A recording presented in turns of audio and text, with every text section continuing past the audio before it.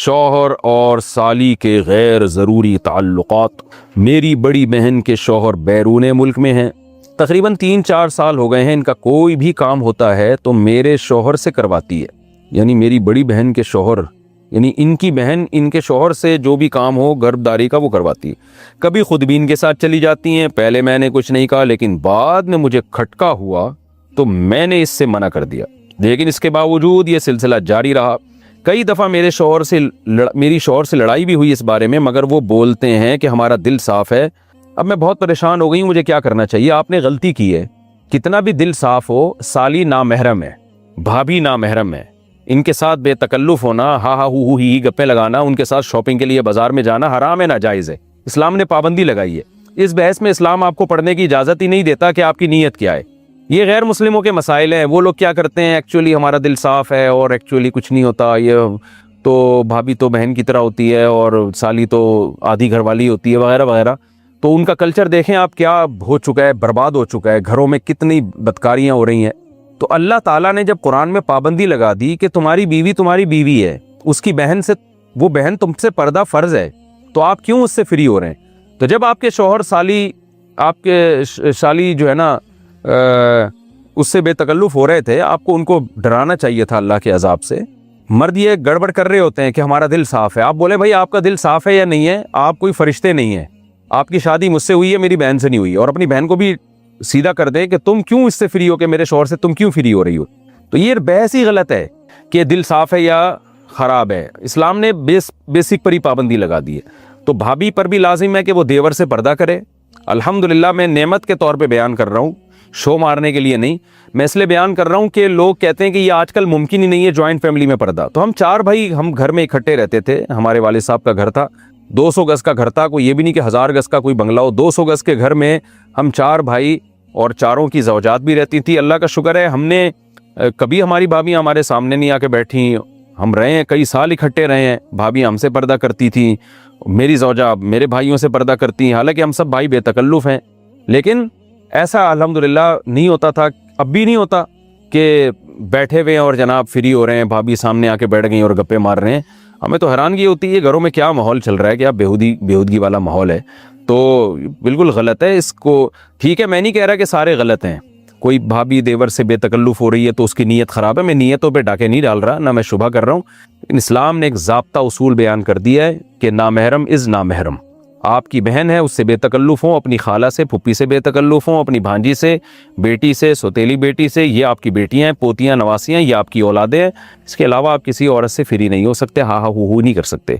मुमकिन है लोग कहें मुफ्ती साहब आप भी तो समा टीवी पे फ्री हो रहे थे, वो बहुत लोगों ने इतराज़ किया ना। तो मैं जिससे जो मेरा इंटरव्यू ले रही थी ना समा टेलीविज़न पे, वो मेरे सामने नहीं थी और मुझे नहीं पता था उन्होंने दुपट्टा लिया हुआ कि नहीं लिया हुआ। मेरे सामने एक मोटी मोटी मूँछों वाला आदमी बैठा हुआ था, तो इसलिए उसको ये कहना कि सामने बैठ के किसी लड़की से फ्री हो रहा हूँ, ये इल्ज़ाम गलत है।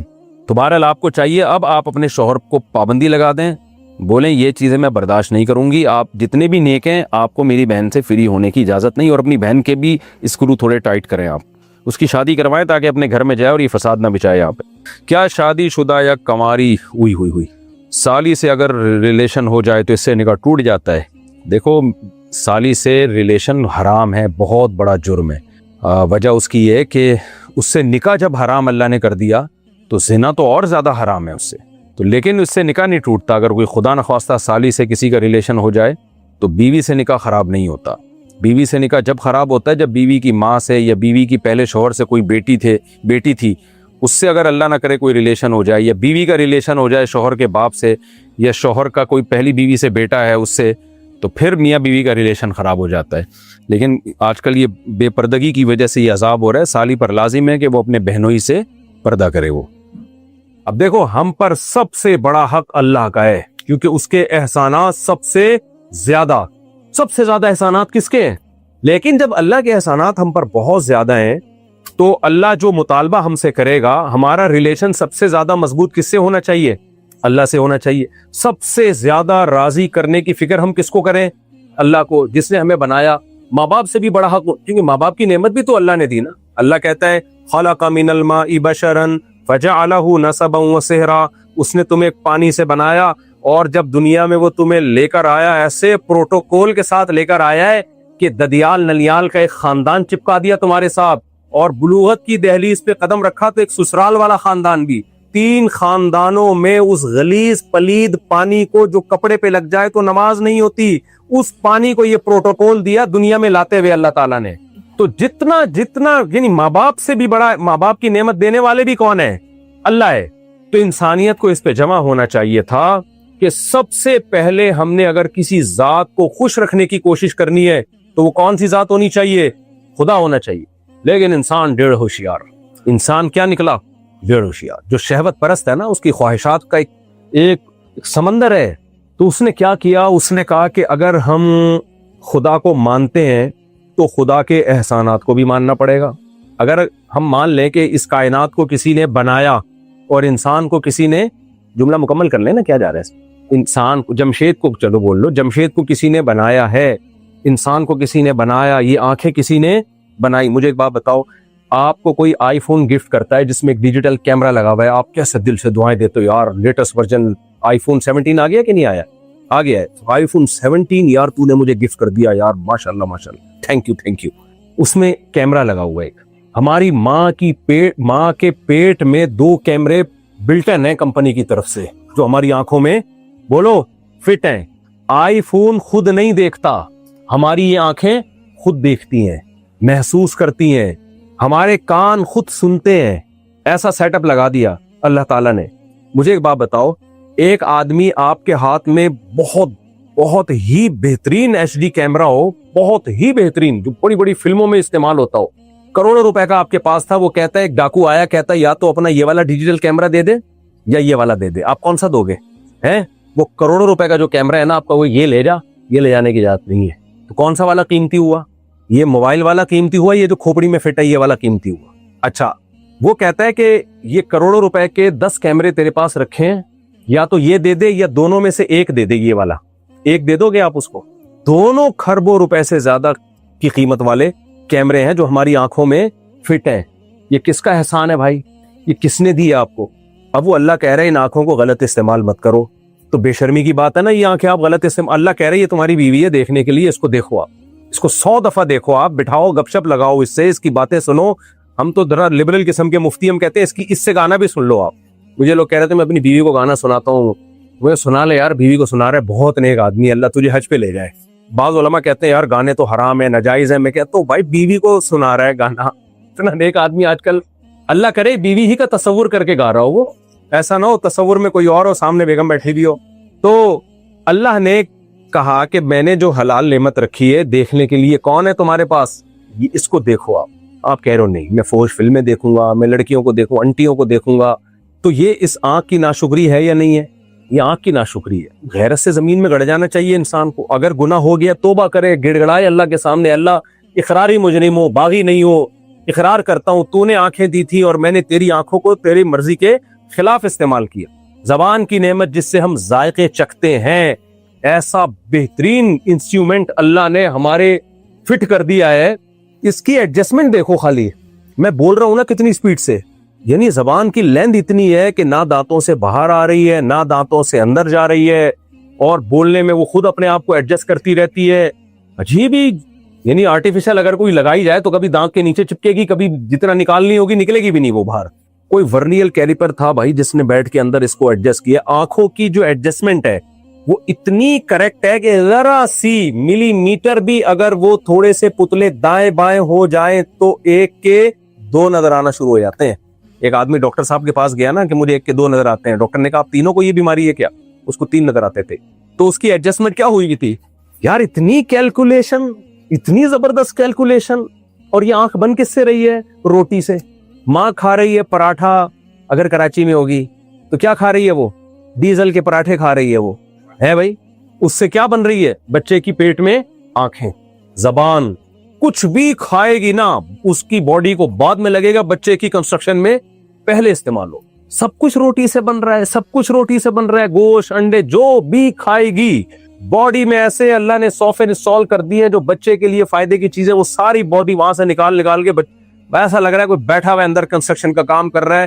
اور کھوپڑی پوری, اور اس کے اندر دماغ اتنا بڑا, اس کے اندر لائنیں. ہم جب گھر بناتے ہیں صرف گٹر لائن ڈلوانے میں ہمیں 6 مہینے لگ جاتے ہیں. ایک اتنی چوڑی لائن جس میں جائے گا کیا, وہ ڈلوانے میں اتنا ٹائم لگ جاتا ہے. اور یہ کھوپڑی کے اندر باریک نسیں جن میں بلڈ نے سرکولیٹ کرنا ہے, اور ایسی پیکیں کہ ذرا سا باہر نکل گیا نا, وہ لائن سے پانی تھوڑا سا نکل جائے کیا ہو جائے گا بھائی. اگر آپ نے جو پانی کی لائنیں بچھائی ہیں تھوڑا سا پانی نکل جائے تو آ کے جوڑ دو گے, یہی ہو جائے گا نا, کوئی تباہی تھوڑی آ جائے گی. لیکن دماغ کی باریک باریک نسیں جن میں بلڈ سرکولیٹ کرتا ہے, ذرا سی لیکیج اس میں ہو گئی, کومے میں چلا گیا. یہی ہوتا ہے نا, فالج ہو گیا, یہ ہو گیا, وہ ہو گیا. ایسی باریک نسوں کا ماہرین کہتے ہیں کہ ایسی نسیں ہیں کہ پائپ ہیں کہ ان کو لے جاؤ چاند سے چکر دلا کے واپس زمین میں لے آؤ. اتنی بڑی نسوں کا جال کا گچھا بنا کے بچے کی کھوپڑی کے اندر فٹ کیا جا رہا ہے. اور یہ بن کس سے رہا ہے؟ ڈیزل کے پراٹھوں سے. روٹی سے کبھی کبھار بنا کرتا تھا, اب کس سے بن رہا ہے؟ پیزے سے, جو کسی کام کی چیز نہیں ہے. بچہ تو آ ہی جاتا ہے, ماں جو بھی کھائے نا, وہ الگ بات ہے پھر کس ٹائپ کا آ رہا ہے. وہ برگر بچہ آ رہا ہے یا پیزا کھائیں گے تو پیزے جیسا نکلے گا, اور اگر صحیح گوشت انڈے منڈے کھائیں گے تو پھر ذرا صحیح چیز مارکیٹ میں آئے گی. خیر, تو کتنے بڑے احسانات تھے خدا کے, ناک میں سونگنے کی طاقت. اچھا, کمال کی بات یہ کہ یہ سارے کام نا ہمارے دماغ کرتا ہے. دماغ سونگتا ہمارا دماغ ہے, دیکھتا ہمارا دماغ ہے, سنتا ہمارا دماغ ہے. ایک چھوٹی سی کھوپڑی کو اللہ نے کچھ آلات دے دی ہیں, کچھ ریسپٹر دے دیے ہیں کہ کان میں ایسے ریسپٹر لگا دیے کہ جو ساؤنڈ کی جو فریکوینسی ہے نا, وہ جو ویوز ہیں وہ ان کو پڑھتا ہے, وہ اس حساب سے بتاتا ہے دماغ کو کہ یہ والی آواز آ رہی ہے اس وقت. آنکھ کو ایسے ریسپٹر آنکھ میں لگا دیے جو لائٹ کو پڑھتے ہیں. لائٹ جب ٹکرا کے آئے گی تو وہ اس کو پڑھے گا دماغ ہی. یہ صرف آلات ہیں جو ہمیں بتا رہے ہوتے ہیں. سونگنے کے لیے الگ ہے, بولنے کے لیے الگ ہے, سننے کے لیے الگ ہے. ایک ایک پارٹ, ایک ایک آرگن باڈی کا اتنا پیچیدہ ہے کہ اب تک کوئی ایک پارٹ بھی باڈی کا ایسا نہیں ہے جسے ماہرین مکمل پڑھ چکے ہوں. اور کہہ گے اب اینڈ ہو گیا بھائی, آنکھ ہم نے مکمل پڑھ لی, اب آنکھ پہ مزید ریسرچ کی ضرورت نہیں ہے. نا کہہ رہے نہیں بھائی, ابھی جتنا جانا ہے وہ اس سے بہت کم ہے جو ابھی جاننا باقی ہے. اور یہ سب بن کس سے رہا ہے؟ ڈیزل کے پراٹھوں سے. اچھا, مزے کی بات یہ بات تو میں ہمیشہ بیان کرتا ہوں, بچہ ماں کے پیٹ میں کنسٹرکشن کا کام اس کا مکمل ہوا. اتنی عجیب و غریب مخلوق 9 مہینے میں کمپلیٹ. آپ ٹھیکہ دے دو گھر بنانے کا ٹھیکیدار کو. ایک بوڑھی عورت نے کسی کو بددعا دی, اللہ کرے تیرے گھر میں مزدور آئیں. اس نے کہا تو دعا دے رہی ہوں بھائی, مزدور آئیں گے. آپ کو اب پتہ نہیں, امریکہ کا تجربہ مجھے نہیں ہے, پاکستان میں تو ایسے ہی ہے, انڈیا بھی پاکستان جیسا ہی ہے. تو جب مزدور آ گئے نا, اس کو اندازہ ہوا یہ کتنی بڑی بددعا ہے. مزدور ایک دفعہ گھس جائے, نکالنا آسان ہے, 2 مہینے کا کام ہوتا ہے, کئی سال لگ جاتے ہیں, پھر بھی کچھ نہ کچھ رہ جاتا ہے. تو 9 مہینے کا اللہ نے ٹائم لیا, 9 مہینے میں بچہ کمپلیٹ ہوا. اور کمال کی بات دیکھو یار, اس پہ جتنا انسان تعجب کرے کم ہے. ادھر بچہ مارکیٹ میں آیا, وہی ڈیزل کا پراٹھا اب دودھ پیدا کر رہا ہے, جو بالکل ڈیفرنٹ چیز ہے. نہیں آئی سمجھ میں بات؟ اس ڈیزل کا تو نہیں, یعنی جو بھی پراٹھا ہے, سب ڈیزل کے نہیں کھاتے, جو کچھ بھی کھا رہی تھی ماں, اس سے پہلے بچے کی کنسٹرکشن کا کام ہو رہا تھا. جیسے ہی بچہ مارکیٹ میں آیا, اب اس کو ضرورت ہے دودھ کی. یار فطرت اتنی عقل مند ہے کہ وہ سارے کام خود اس نے ماں کے پیٹ میں انسٹال کر دیے اندر ہے. بھائی پھر تو نیچر ہی کی عبادت کرنا شروع کر دو, اگر نیچر تو بڑی ذہین مخلوق ہے پھر تو. ادھر بچہ دنیا میں آیا ہے, اسی خوراک سے دودھ جو بالکل ڈیفرنٹ چیز ہے, وہ دودھ بنتا ہے اور ایسی جگہ ٹرانسفر ہوتا ہے جہاں سے بچے کے لیے پینا آسان. اور بچہ جب دنیا میں آیا تھا, قرآن کہتا ہے لا تعلمون شیئا, کچھ بھی پتا نہیں تھا اس کو. امریکہ کیا ہے, کینیڈا کیا ہے, پاکستان کیا ہے, اگلا وزیر اعظم کون ہونا چاہیے, کچھ بھی پتا نہیں. ہم تو اپنے سیاسی ٹکڑے بھی تھوڑے تھوڑے بیچ میں نکل جاتے ہیں, کیا کریں. تو الیکشن میں کیا ہوا تھا سب کو پتا ہے کیا ہوا. خیر, تو دیکھو الیکشن 2 طرح کے ہوتے ہیں, ایک سسٹم کے تحت, ایک سسٹم کے تحت. ہمارے یہاں کیسے ہوتے ہیں؟ سسٹم ہے, خاص قسم کا سسٹم ہے, اس کے تحت سارا چل رہا ہوتا ہے. لیکن ٹینشن نہ لیا کرو, ہمیشہ ایسا ہی ہوتا ہے. تو جو کام ہمیشہ ہو رہا ہے تو پھر اس میں جہاں لوگ بہت پریشان ہیں, یار یہ کیا کر دیا, الیکشن میں دھاندلی ہوئی ہے. میں مجھے دیکھ رہے ہوتے ہیں, میں بالکل ریلیکس. کیوں نہیں ریلیکس ہونا چاہیے؟ کیونکہ آپ کے ذہنی ٹینشن سے نا آپ مر جاؤ گے. سسٹم کے تحت نہیں ہوگا الیکشن. دیکھیں میرے جیسے جید علماء نے اتنا بول دیا نا سسٹم کے تحت, تو بس کافی ہے, باقی نہیں ہوگا. دیکھو میرے پاس نا GTO 125 تھی کاواساکی. 5 چھوٹے چھوٹے واقعات ہوتے ہیں, اس سے سبق بہت سیکھنے کو ملتا ہے. میں اس کی ٹینکی بھرا کے جاتا تھا, اور پیٹرول بہت مہنگا, اور روز مہنگا پہ مہنگا ہوتا جا رہا تھا. ایک دن مجھے غصہ آیا, میں نے کہا کیا مذاق لگایا ہوا یار, پھر مہنگا کر دیا. تو ایک اور بندہ بائک میں پیٹرول ڈال رہا تھا, میں نے کہا یار تمہیں ٹینشن نہیں ہوئی؟ کہہ رہا اکیلے میرے لیے ہوا ہوتا تو ٹینشن ہوتی ہے, اب پوری تھی. جب لوگ کہتے ہیں الیکشن میں یہ ہوا, میں کہا پہلی دفعہ ہوا ہوتا تو ٹینشن ہوتی ہے, تو ہو ہی رہے گا کیا. ہم اپنا بیوی بچوں کو پالو بھائی, اپنے جاب کی فکر کرو, اسٹیٹ کو بچانے کی فکر کرو, اسٹیٹ پہ کوئی سمجھوتا نہیں ہوگا. تو اچھے برے لوگ آتے رہیں گے جاتے رہیں گے, اچھے لوگوں کو لانے کی کوشش بھی کرو, یہ نہیں کہ ہاتھ پہ ہاتھ رکھ کے بیٹھ جاؤ. لیکن ٹینشن آدمی لینے سے اگر فائدہ ہوتا تو پھر آدمی ٹینشن لے, فائدہ نہیں ہو رہا تو اپنے آپ کو کمزور کرنے سے پاکستانی لوگ کمزور ہو جائیں گے, اس سے ملک کا فائدہ نہیں ہوگا. اور زیادہ کیونکہ ہر آدمی ایسے بیٹھا ہوا ہے جیسے توے پہ بیٹھا ہوا ہوتا ہے. جب میں آتا ہوں نا ایسے بحث کر رہا ہوتا ہے جیسے توے پہ بیٹھا ہوا ہے. میں کہتا ہوں تو نیچے اترے گا تو میں تیرے سے بات کروں گا. تو ملک پہ تو کوئی کمپرومائز نہیں ہے نا بھائی. ملک کو تو بہرحال ہم نے ملک کی شکست پہ خوش نہ ہو, بس ملک کی شکست پہ خوش نہ ہو. بعض لوگ اتنا دشمنی میں آگے چلے جاتے ہیں کہ ملک کو نقصان ہو رہا ہے تو اچھل رہے ہیں 2-2 فٹ. ہاں یہ غلط ہے, یہ زیادتی ہے. خیر یہ ٹاپک نہیں ہے میرا, بیچ میں اپنے مسئلے بھی میں لے آتا ہوں. تو اب دیکھو ادھر بچہ دنیا میں آیا اور ماں کی چھاتیوں میں دودھ پیدا ہو گیا. کتنے احسانات, یہ سارے احسانات قرآن ہائی لائٹ کرتا ہے. یہ احسانات فزکس کی کتابوں میں نہیں کوئی بیان کرے گا آپ کو, کیمسٹری کی کتابوں میں بولو نہیں. کیمسٹری آپ کو یہ بتا دے کہ ہائیڈروجن کے 2 تھے, آکسیجن کا 1 مل کے پانی بن گیا, بس. یہ آپ کو اللہ بتائے گا.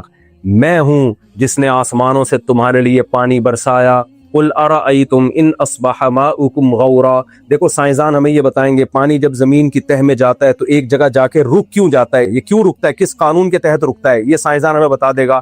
اللہ کیا بتاتا ہے وہ یہ نہیں بتاتا. اللہ کہتا ہے بتاؤ اگر اللہ یہ اصول نہ بناتا کہ پانی ایک جگہ جا کے رک جاتا ہے تو پانی نے تو زمین میں جاتے ہی رہنا تھا. تو کیا تمہارے اندر یہ طاقت تھی کہ زمین کو کھود کے تم پانی نکال لیتے جسے تم پیتے ہو؟ یہ فزکس کے قوانین بنائے کس نے؟ ہم نے بنائے تھوڑی, ہم تو مطلع ہوئے ہیں اس پہ. بنانے والا کون ہے؟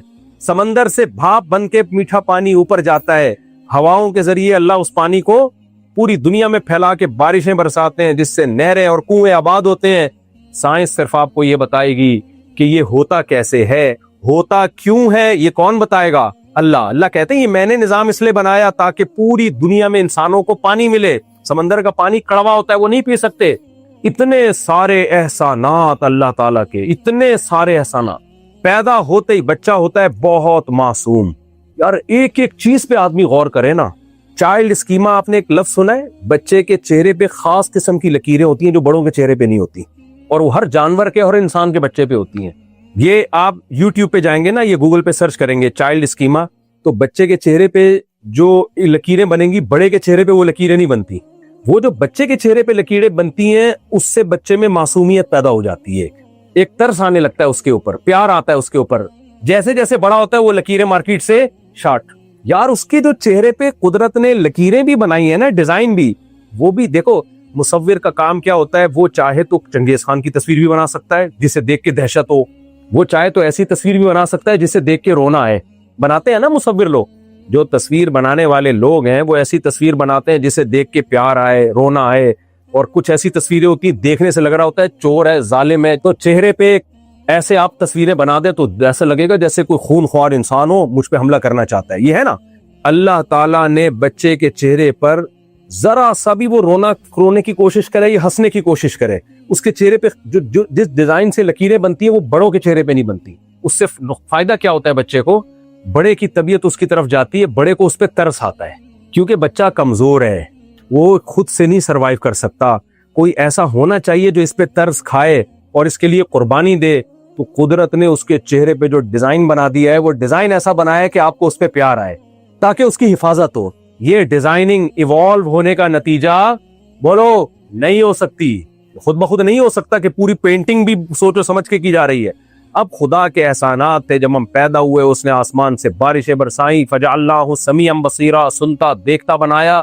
تو ہونا تو یہ چاہیے تھا جب اللہ کے پیغمبر آئے اور انہوں نے ہمیں بتایا کہ تم پر اس نے اتنے احسانات کیے تو ہم خوش ہو جاتے. ہم کہتے ہیں ہم تو پہلے ہی مانتے ہیں خدا کے ہم پر احسانات ہیں, اب ہم خدا کو خوش کرنا چاہتے ہیں, کیا طریقہ ہے؟ تو پیغمبر ہمیں بتاتے کہ 5 وقت نماز کی پابندی کرو, رمضان کا 1 مہینہ روزہ رکھو, زندگی میں 1 دفعہ اس کے گھر کی زیارت کرو, اور اپنے مالوں میں زکوٰۃ بھی نکالا کرو, صدقات و خیرات بھی نکالا کرو. وفی اموالہم حق للسائل والمحروم. جو لوگ اللہ کو مانتے ہیں ان کا سارا مال ان کا نہیں ہوتا, بلکہ ان کے مالوں میں ان کے رشتہ داروں کا اور ان جو محروم لوگ ہیں جو ضرورت مند لوگ ہیں ان کا حق ہوتا ہے تو ہم دل کھول کے اللہ کی راہ میں خرچ کرتے ہیں. اللہ ہم تو تجھے تلاش کر رہے تھے, کوئی ہمیں بتائے کہ تو خوش کیسے ہوتا ہے. کسی اور غیر مسلم کے پاس خدا کو خوش کرنے کا کوئی مستند طریقہ موجود نہیں ہے. ہمارے پاس تو ہے, ہمیں تو اللہ بتاتا ہے کوئی ہے عبادت کا طریقہ. ان کی نظر میں وہ مستند ہے, لیکن آپ اس کو کمپیئر کریں اگر اسلام سے تو اسلام سپیریئر نکلے گا, اس کا پلڑا بہت بھاری نکلے گا. عبادت کا جو وضو دیکھ لو, جمعے کی نماز دیکھ لو, زکوٰۃ دیکھ لو, ایک ایک چیز کو اٹھا کے دیکھو اسلام کے آرڈرز.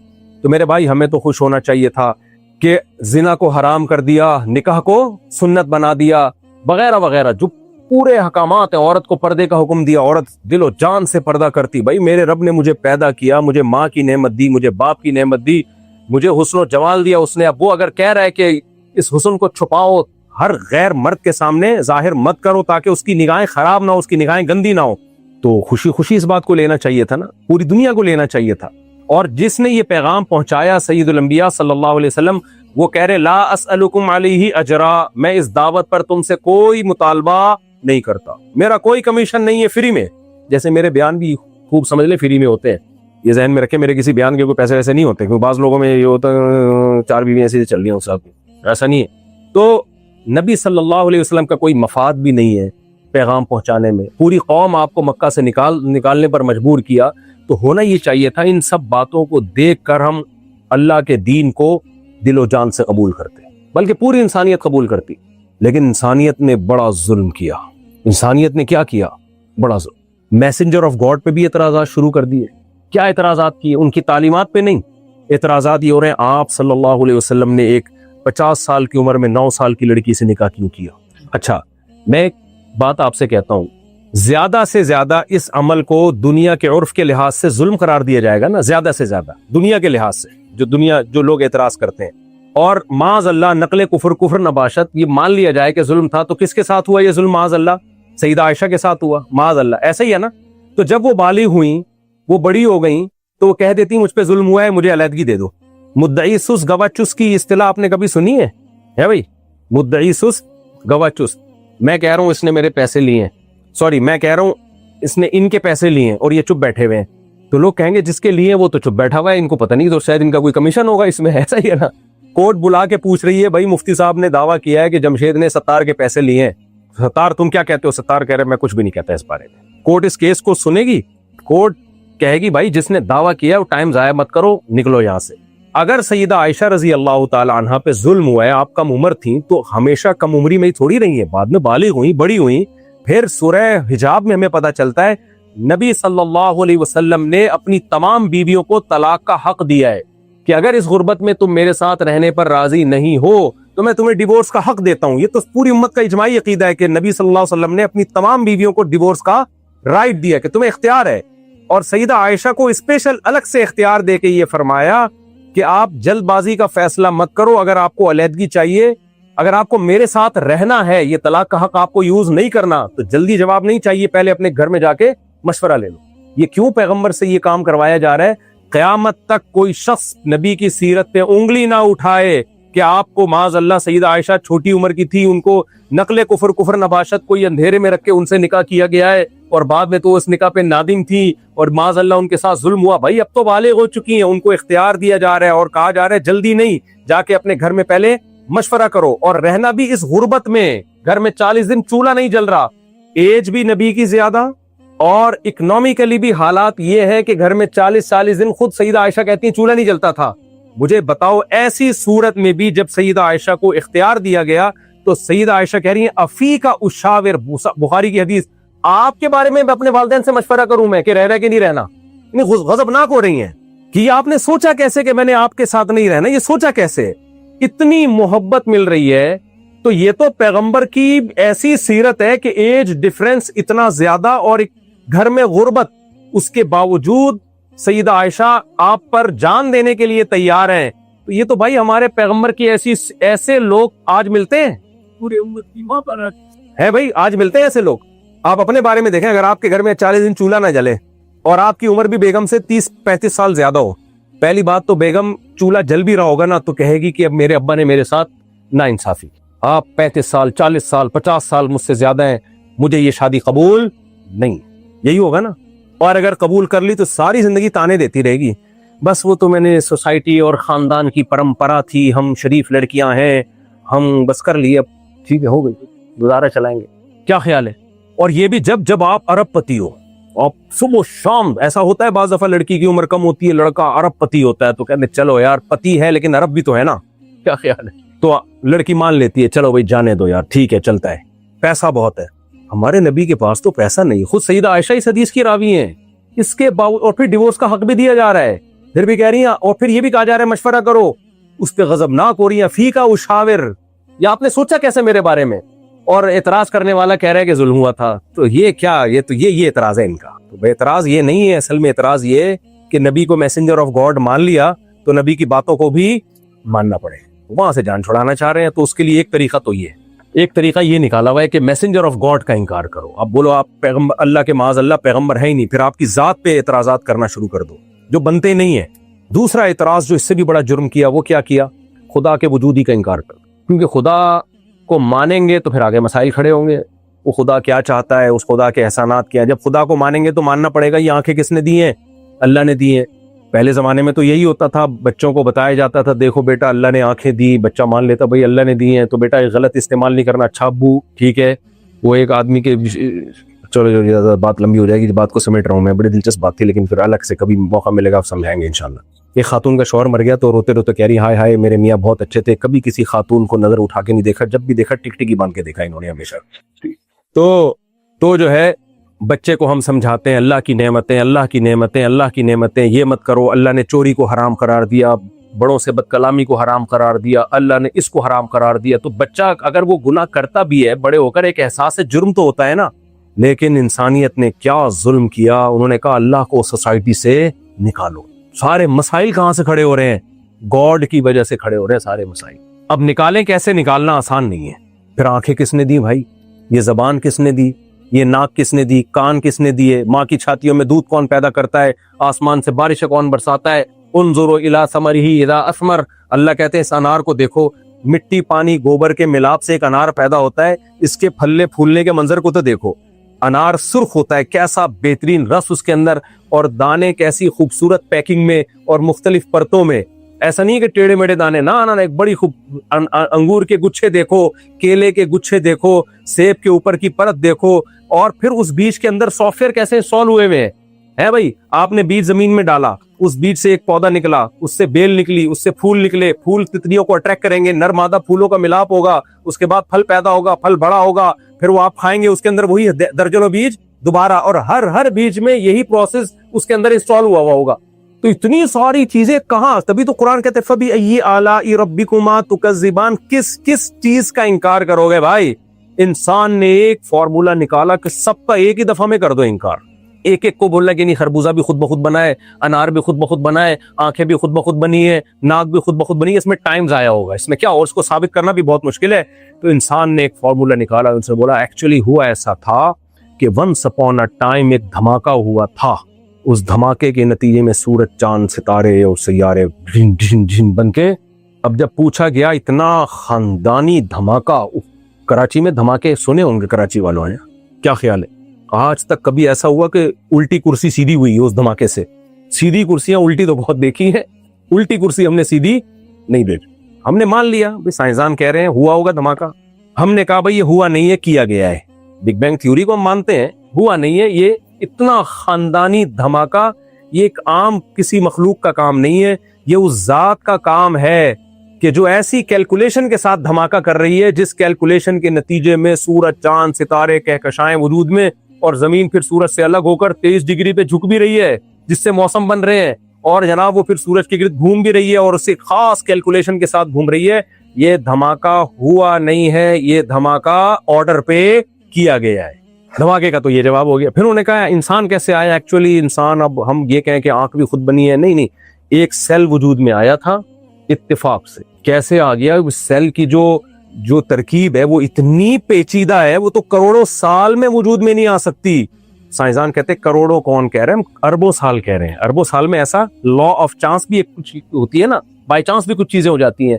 تو بائی چانس کروڑوں سال میں ایک سیل وجود میں آ گیا تھا جس میں زندگی کی ابتدا ہوئی ہے. ابے اس میں زندگی کہاں سے آئی؟ بے جان چیز وجود میں آ سکتی ہے نا, اس میں حیات کیسے پڑ گئی؟ کہہ رہے لا آف چانس کے تحت خربوں سال میں جب خربوں خلیوں کے ساتھ ایسا ہوگا تو ایک آدھ سیل ایسا بھی ہو سکتا ہے. خربوں, ہم نے کہا خربوں بھی نہیں, ہم نے کہا چلو خرب کو خرب سے ضرب دے دو. اب کون ماضی میں جا کے دیکھ رہا ہے کہ کتنے خرب سال لگے؟ اچھا ایک سیل وجود میں آ گیا, پھر کیا ہوا یار؟ پھر انسان جمشید کہاں سے؟ مجھے جمشید کا بتاؤ, جمشید کیسے بنا؟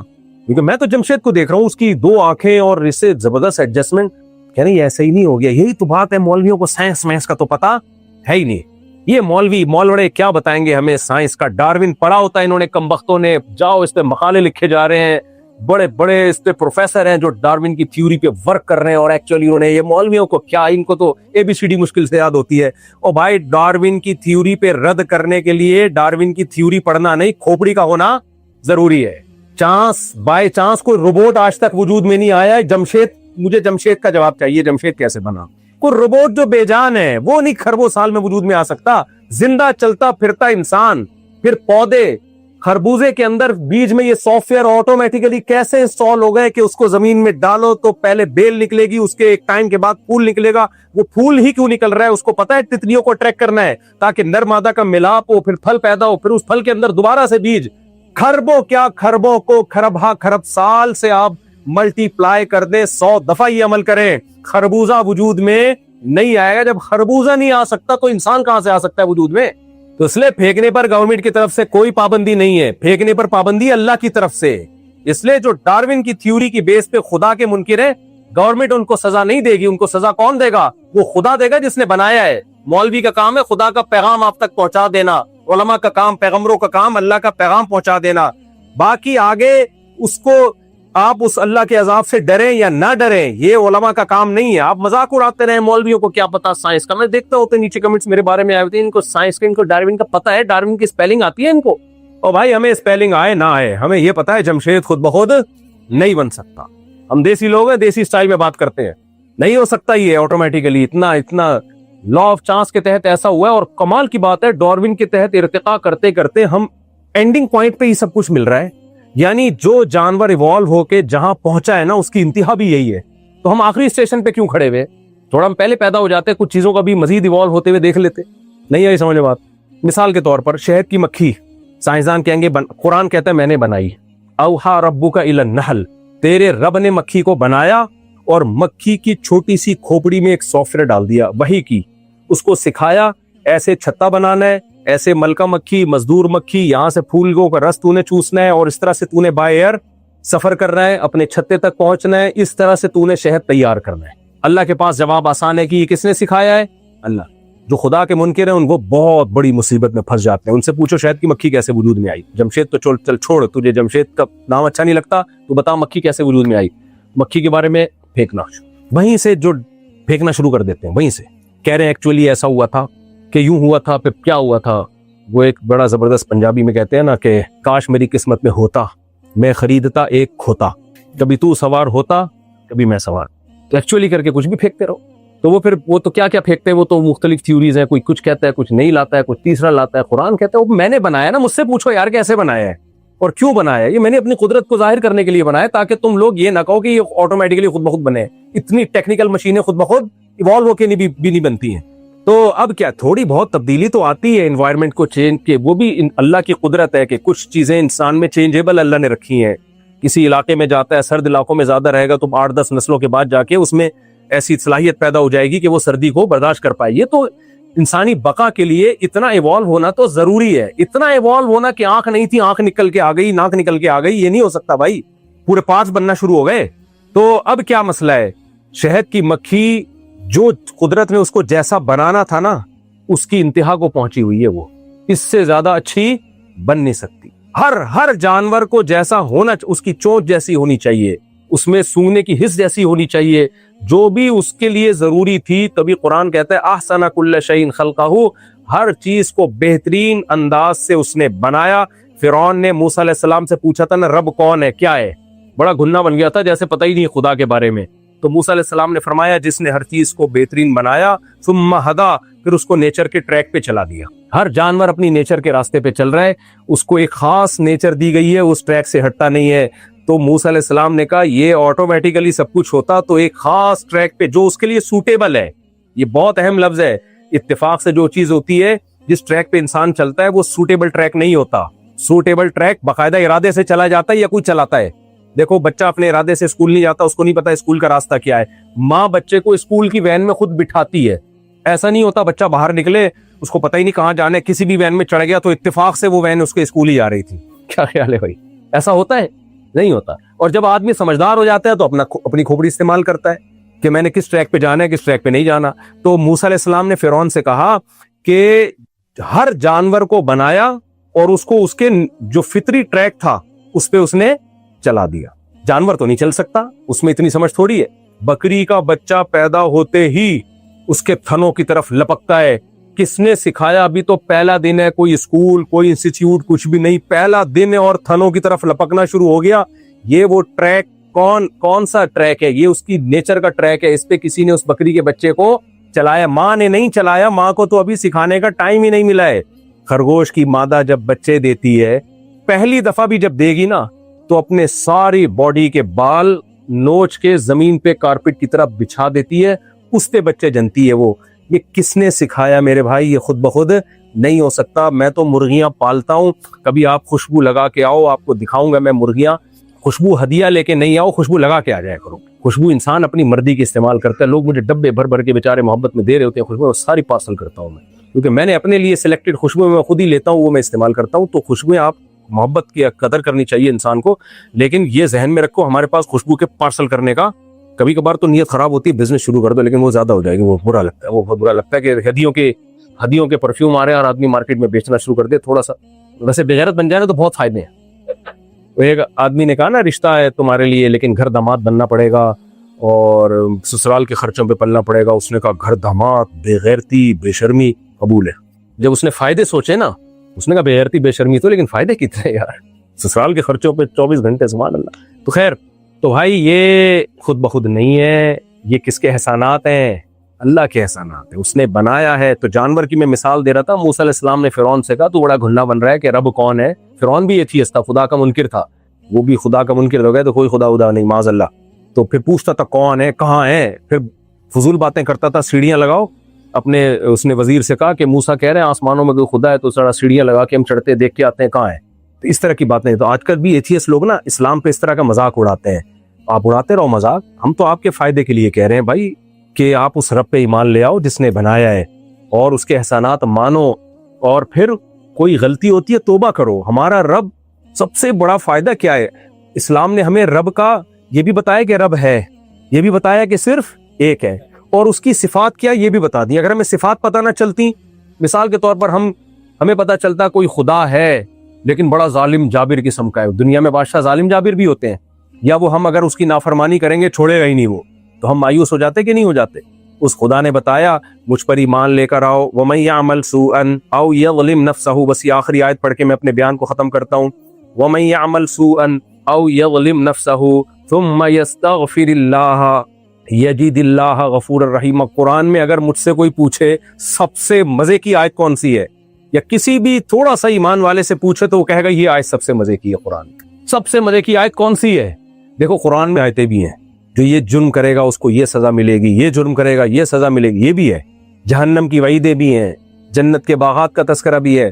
ایک مولوی صاحب سے کسی نے پوچھا، وہ بدعتی مولوی تھے، مولانا ایسے ہوتے نہیں ہیں لیکن دونوں طرح کے مولانا مارکیٹ میں چل رہے ہوتے ہیں.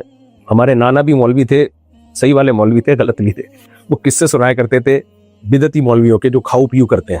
کہتے ہیں ایک مولوی صاحب کا انتقال ہو گیا تو کہیں سے دعوت آئی کسی کی میت پہ، بریانی شریانی کی نا، تو انہوں نے کہا مولوی صاحب تو مر گئے، چلو ان کے بچوں کو بلا لیتے ہیں. تو بچوں کو انوائٹ کیا، اب ہمارے یہاں میت کا کھانا ہے، آپ آ جائیں. آپ کے والد صاحب آ کے کھایا کرتے تھے، ان کی سنت زندہ کریں. تو بیوہ نے کہا اپنے بچوں سے دیکھو اپنے باپ کی روح کو تکلیف نہ پہنچانا، فل طبیعت سے کھا کے آنا جیسے تمہارے باپ کھایا کرتا تھا. ایسا نہ ہو کہ تھوڑا کھاؤ تمہارے باپ کی روح کو اذیت ہوگی کہ میرے بیٹے میری سنت زندہ نہیں رکھے. تو بچے گئے، ان کو ماں کی وصیت یاد آتی تھی، کھائے جا رہے ہیں. پھر جب دیکھ پیٹ بھر گیا، پھر ماں کی وصیت، اتنا کھا لیا کہ اب چلا نہیں جا رہا نا. میرے نانا سنایا کرتے تھے، اللہ مغفرت فرمائے، جو خوش مزاج ہوتے ہیں ان کی عمریں اکثر لمبی ہوتی ہیں. وہ بڑے خوش مزاج سے 99 سال میں فوت ہوئے. تو اور نانا کے والد 120 سال میں فوت ہوئے. ان سب میں قدر مشترک پتہ ہے کیا تھی؟ خوش مزاجی. اس لیے میں کہہ رہا ہوں سسٹم کے تحت انتخابات ہوں یا سسٹم کے تحت، جو کر سکتے ہو وہ ضرور کرو. ٹینشن لینے کی ضرورت, ٹینشن سے ڈپریشن ہوتی ہے اور نفرتیں پھیلتی ہیں. سب صحیح ہے, یعنی سب صحیح کا مطلب یہ نہیں کہ جو غلط ہے اس کو پروموٹ کرو آپ, لیکن ٹینشن لینے میں آپ یہ سمجھو کہ یار بہت دنیا میں صحیح بھی ہوگا غلط بھی ہوگا. اور کچھ بہت ساری معلومات ایسی ہوتی ہے ہمیں ہوتی نہیں ہے, بہت ساری. جب آپ ڈیپ میں جاؤ گے بہت کچھ کھلتا ہے. اب پر کیا ہوتا ہے ہمیں نہیں, ہم اور آپ یہاں بیٹھ کے یوٹیوب اور فیس بک پہ تجزیے کر رہے ہوتے ہیں. جب آپ ڈیپ میں جاؤ گے تو کہانی کچھ اور ہی نکل رہی ہوتی ہے. اس لیے بہت زیادہ اپنی رائے پر اصرار بھی نہ کیا کرو کہ جو آپ سمجھ رہے ہو وہ حرف آخر ہے, ممکن ہے آپ غلط ہو, یہ بھی ممکن ہے. تو بہت کچھ الگ بھی ہوتا ہے. ہم جس کو غلط سمجھ رہے ہوتے ہیں وہ صحیح نکلتا ہے, جس کو صحیح سمجھ رہے ہوتے ہیں وہ غلط نکلتا ہے. تو رائے دو ضرور, مگر اتنے کانفیڈنٹلی کہ اس پہ اڑ جانا ایمان کا حصہ بنا دینا یہ نہیں ہے. اس میں تھوڑی سی لچک رکھو. کسی نے بڑی اچھی بات کہی ہے, کسی سے محبت کرو اتنی کہ پیچھے واپسی کا راستہ بھی رہے آپ کے پاس, اور کسی سے نفرت کرو تو اتنی کہ اس سے عقیدت کا راستہ بھی تھوڑا سا باقی رہے. جس بیس پہ محبت کی تھی تو اگر آپ کو پتا چل جائے کہ یہ بیس غلط تھی تو آپ بے ہوش ہو کے ہلاک نہ ہو جاؤ. بعض لوگ کسی بزرگ سے عقیدت رکھ لیتے ہیں نا, بہت زیادہ حضرت جی بہت پہنچے ہوئے نیک ہیں, چند بیانات سن لیے ان کے بہت نیک ہیں, اور پھر وہ اتنا عقیدت نے بات بتائی تو 2 نمبر نکلے, تو وہ اسلام سے ہی مرتد ہو جاتے ہیں. تو بھائی عقیدت اعتدال سے کرتے کہ یار انسان ہے غلط بھی ہو سکتا ہے, پہلے اعتدال سے ہوتی تو پھر واپسی کا آپشن. ہم لوگ بعض دفعہ کسی کی عقیدت یا نفرت میں اتنا آگے چلے جاتے ہیں کہ ہم اپنے لیے واپسی کا راستہ بند کر دیتے ہو. سب پاکستان میں تھوڑے تھوڑے غلط بھی ہیں, تھوڑے تھوڑے صحیح بھی ہیں. اس لیے میں ایک لفظ کہتا ہوں کہ آپ کا جو مخالف ہے نا اپوزیشن میں, جو آپ جس کو آپ پسند نہیں کرتے, اس کے بارے میں آپ کہو کہ یہ بہت غلط ہے لیکن اتنا نہیں جتنا میں کہتا ہوں, اس سے تھوڑا سا کم. اور جس سے آپ کو عقیدت ہے اس کے بارے میں بولے بہت اچھا ہے, اتنا نہیں جتنا میں سمجھتا ہوں, اس سے تھوڑا سا کم. جیسے ایک امریکی اور ایک رشیا والا اور ایک پاکستانی سفر کر رہے تھے. امریکی نے کہا ہمارے ہاں سب میرین ہوتی ہیں جو سمندر کی بالکل تہ سے لگ کے چلتی ہیں. پاکستانی اور رشین نے کہا بالکل تہ سے, انہوں نے کہا بس تھوڑا سا اوپر, تھوڑا سا, بالکل تہ سے نہیں تھوڑا سا اوپر. رشین نے بولا ہمارے جو جہاز ہیں بالکل آسمان سے چپک کے چلتے ہیں. اب امریکن اور پاکستانی بالکل چپک کے, انہوں نے کہا تھوڑا سا نیچے, یعنی اتنی ہائٹ پہ چلتے ہیں. پاکستانی کیا کرتا بھائی, پاکستانی کا دماغ چلتا ہے, آپ کو پتا ہے بالکل آسمان پہ دماغ چلتا ہے. اس نے کہا کہ ہم لوگ ناک سے کھانا کھاتے ہیں. انہوں نے کہا بالکل ناک سے, انہوں نے کہا تھوڑا سا تھوڑا سا. تو جتنی آپ کو اپنے لیڈر سے عقیدت ہے تھوڑی سی کم کر لو, اور جتنی مخالف سے دشمنی ہے اسے بھی تھوڑی سی کم کر لو, تو اعتدال ہو جائے گا. باقی عقیدت نفرت یہ تو زندہ لوگوں کی علامتیں ہیں, تو ہوتی ہے, لیکن اعتدال سے. خیر بات کو میں بس ختم کر رہا تھا. وہ کیا بات چل رہی تھی, بس آخری سینٹینس ہے نانا کی تو چل رہی تھی. وہ میں اس کو مثال دے رہا تھا نا کہ وہ بریانی, وہ بڑی مزے کی بریانی نا, تو وہ میں ایک مثال دے رہا تھا کہ خوش رہنے سے آدمی کی عمر لمبی ہوتی ہے. تو ایک بچہ کسی بوڑھے میاں نے ایک بچے کو ٹوکا, بیٹا سگریٹ کیوں پی رہے ہو؟ بچے نے بولا کہ اس سے کیا ہوتا ہے؟ بولا اس سے عمر کم ہو جاتی ہے. اس نے کہا میرے دادا تو 120 سال میں فوت ہوئے. تو نے کہا کیا وہ سگریٹ نہیں پیتے تھے؟ کہہ رہے وہ کسی کے کام میں ٹانگ نہیں اڑاتے تھے. کہ بچے نے غلط کہا, ایسا نہیں کہنا چاہیے تھا, لیکن اتنی بات تو ہے کہ وہ دوسروں کی ٹینشن لیتے نہیں تھے. تو آپ بہت زیادہ ٹینشن لے رہے ہو. تو ہاں میں وہ آیت بتا رہا تھا کہ کچھ آیتیں قرآن کی بڑی, تو ایسے کسی بدعتی مولوی سے پوچھا کہ یار بتاؤ قرآن میں اتنی ساری آیتیں, سب سے زبردست آیت کون سی ہے؟ تو اس نے کہا سب سے قربان جاؤں قرآن کے احکامات پہ اور قرآن کی دعاؤں پہ, سب سے زبردست حکم جو قرآن میں لگتا ہے نا مجھے, وہ یہ ہے کلو وشربو, کھاؤ اور پیو. تو جس کو کھانے پینے کا شوق ہوگا اس کو قرآن کے حکام میں سب سے اچھا حکم کون سا لگے گا؟ کلو وشربو. تو انہوں نے کہا مولوی صاحب اتنی دعائیں اللہ نے قرآن میں بیان کی ہیں, سب سے اچھی دعا آپ کو کون سی لگتی ہے؟ کیونکہ کھانے کے عادی تھے. انہوں نے کہا ربنا انزل علینا مائدۃ من السماء. عیسائیوں نے دعا مانگی تھی اللہ آسمان سے ہمارے لیے دسترخوان اتار دے. تو جس کو کھانے کا ذوق ہوگا یہی ہے نا, ہم جس کو ذوق ہوگا آخرت میں بخشش ہو جائے, آخرت میں معاف کر دیا جاؤں, اس کو سب سے زیادہ ٹینشن گناہوں سے ہوگی. کیونکہ اللہ کی پکڑ کس پہ آتی ہے؟ گناہ پہ آتی ہے. اب اس کو اگر اللہ تسلی دے دے وَمَن يَعْمَلْ سُوءًا, جو گناہ کرے, او یظلم نفسہ, یہ اپنی جان پہ ظلم کرے, تو ابھی مایوس نہ ہونا, ابھی موت سے پہلے توبہ کا دروازہ کھلا ہوا ہے. ثم یستغفر اللہ, پھر اللہ سے معافی مانگ لے. اللہ اپنی معافی کا مطلب توبہ کرے, غلطی ہو گئی آئندہ نہیں کروں گا, وعدہ کرتا ہوں آئندہ نہیں کروں گا. تو اللہ کہتے ہیں یجد اللہ غفور الرحیم, اللہ کو وہ غفور اور رحیم پائے گا. کیا انداز ہے اللہ کا. دیکھو اللہ یہ بھی کہہ سکتا تھا اللہ معاف کر دے گا, نہ. دیکھو جب کوئی سیٹ کسی کے کہتا ہے میرے پاس آؤ گے نا جب ضرورت کے وقت تو پیسے مانگو گے میں تمہیں دے دوں گا, یہ بھی ایک امید دلانے کا طریقہ ہوتا ہے. کہ جتنے پیسے مانگو گے دے دوں گا, ٹھیک ہے ٹینشن نہ لو. ایک طریقہ ہوتا ہے بھائی تو آ ذرا میرے گیٹ پہ پیسے مانگ, ادھر تو پائے گا کوئی سیٹھ آدمی ہے. کس کو پائے گا تو؟ کسی سخی آدمی کو پائے گا. کیا مطلب میں تجھے دوں گا تو تو کہے گا یار کسی سخی سے پالا پڑا ہے میرا. تو اللہ کہتے ہیں اگر غلطی ہو گئی, گناہ ہو گیا, توبہ کرو, آئندہ بچنے کی کوشش کرو اور مجھ سے معافی مانگو. یجد اللہ غفور الرحیم, تم اللہ کو غفور بھی پاؤ گے, گناہوں کو معاف بھی کرے گا اور گریوی بھی دے گا, رحمت بھی کرے گا الگ سے تم پر. اس لیے میرے بھائی اللہ نے, اسلام نے ہمیں اللہ کے بارے میں بتا دیا کہ وہ کن صفات کا حامل ہے. اسلام نہ بتاتا مجھے اور آپ کو پتا نہیں چلتا. تو اب خلاصہ یہ نکلا کہ اللہ کی رحمت اور شکر کا تقاضا یہ جو اس نے ہم پر احسانات کیا, ہم مانتے ہیں اس اللہ کو. ہم نہیں مانتے کہ یہ خود بخود ہو گیا سب کچھ. نہ نہ نہ نہ, یہ خود بخود کچھ بھی نہیں ہے. سب کچھ اللہ نے کیا, یہ کسی نے کیا ہے. وہ خوش ہوتا ہے کچھ کاموں کے کرنے سے جن کو فرائض واجبات کہا جاتا ہے, کچھ کاموں سے بچنے کا اس نے حکم دیا جن کو حرام کہا جاتا ہے. تو حرام سے بچنا ہے اور فرائض و واجبات کو ہم نے پورا کرنا ہے. اور ہم نے یہاں کرپشن نہیں کرنی, یہاں 2 نمبریاں نہیں کرنی. اس لیے نہیں کہ کینیڈا کے قانون میں کرپشن انلیگل ہے, وہ اس لیے بھی کرنی ہے, حکومت کے قانون کو بھی فالو کرنے کا اللہ ہی کا حکم ہے نا. لیکن اس لیے بھی کہ اگر ہم نے کرپشن کی یا 2 نمبری کی تو کینیڈین گورنمنٹ, سوری کینیڈا نہیں امریکہ ہے, سوری امریکن گورنمنٹ بعد میں پکڑے گی, اللہ پہلے پکڑے. آپ یہاں چوری کرتے ہو تو یہاں جو آپ کو سزا ملے گی وہ تو امریکن گورنمنٹ کی طرف سے ملے گی, اللہ کی طرف سے تو ہاتھ کاٹنا ہے. وہ نہیں کٹ رہے آپ کے, وہ ظاہر حکومت کاٹے گی, وہ نہیں کاٹے گی تو پھر کون کاٹے گا آخرت میں؟ پھر وہ ڈبل کر کے دنیا میں ہو جاتا ہے نا تو معاف ہو جاتا, وہ تو آخرت میں پھر بہت سخت سزا ملے گی. تو مسلمان ہر طرح کی برائی سے اس لیے بھی بچتا ہے کہ انلیگل ہے, اور اس لیے بھی بچتا ہے کہ وہ کیا ہے, حرام اور ناجائز ہے. اللہ مجھے اور آپ کو صحیح معنوں میں اسلام پہ چلنے کی اور سب سے پہلے اسلام سے محبت کی توفیق عطا. وما علینا الا البلاغ, جزاکم اللہ احسن الجزاء. اذان دیجیے, دعا کر لیتے ہیں. الحمدللہ رب العالمین والعاقبۃ للمتقین والصلاۃ والسلام علی رسولہ الکریم وعلی آلہ وصحبہ اجمعین. ربنا آتنا فی الدنیا حسنۃ وفی الآخرۃ حسنۃ وقنا عذاب النار. اللهم انا نسألک من خیر ما سألک منہ نبیک محمد صلی اللہ علیہ وسلم ونعوذ بک من شر ما استعاذک منہ نبیک محمد صلی اللہ علیہ وسلم. انت المستعان وعلیک البلاغ ولا حول ولا قوة الا باللہ. صلی اللہ تعالی علی خیر خلقہ محمد وعلی آلہ وصحبہ اجمعین.